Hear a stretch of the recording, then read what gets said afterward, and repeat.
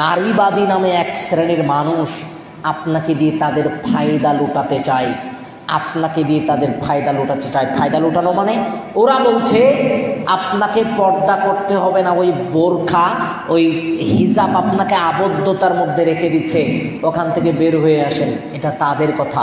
কিন্তু মনে রাখবেন, আজকে একটা সিম্পল একটা কথা বলি, যেহেতু তেমন ছোট বালক নেই, আজকে সিম্পল একটা কথা বলি। নারীর জন্য পর্দা কেন জরুরি আর পরকীয়া কেন নিষেধ? ইসলামে পরকীয়া কেন নিষেধ?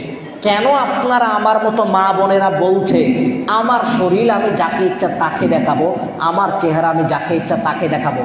সমস্যাটা কোথায় হবে? পর্দা না করলে। আপনার প্র্যাকটিক্যালি একটা কথা বলি, এই কথাটা মনে রাখবেন।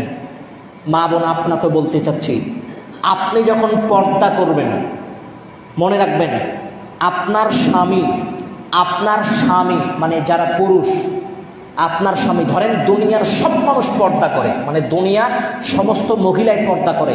আপনার স্বামী যখন রাস্তায় বের হচ্ছে, তখন আপনার স্বামীর চোখে দৃষ্টিতে কোনো মেয়ে পড়ে না। আপনার স্বামী দিন-রাত 24 ঘন্টা কোনো মেয়ে তার চোখের সামনে যখন পড়বে না, তখন আপনার স্বামী বাসায় এসে শুধু আপনাকেই দেখবে। আর তখন আপনার স্বামী জানবে দুনিয়াতে আমার স্ত্রীর চাইতে সুন্দর আর কোনো মানুষ দুনিয়াতে নাই।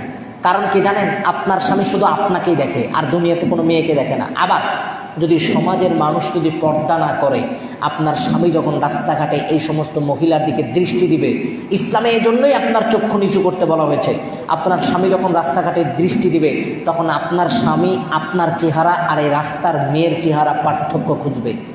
মানে আপনাকেই বলবে অমুক সুন্দর, অমুক সুন্দর। আপনাকে বলবে অমুকের মতো কেন হতে পারলে না, অমুকের মতো তোমার গঠন কেন হলো না, অমুকের মতো তোমার দেহ কেন হলো না। ওই যে সিনেমা মুভি দেখে আপনার স্বামী আপনাকে বলবে অমুকের মতো তোমার চেহারা কেন হলো না, অমুকের মতো তোমার গঠন কেন হলো না। তাহলে পর্দা আপনি কেন করবেন?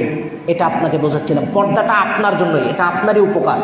এটা একটা আপনাকে সিম্পল একটা কথা বললাম, শুধু এটার জন্য পর্দা করবেন সেটা নয়। আমি আপনাকে একটা সিম্পল উদাহরণ দিলাম।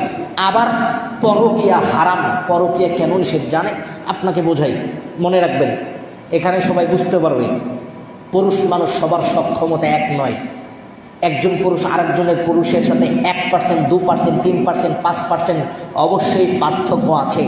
যখন একটা মহিলা তার স্বামী ব্যতীত অপর কোনো পুরুষের সাথে ওঠা বসা করবে, তখন সে পার্থক্য বের করবে।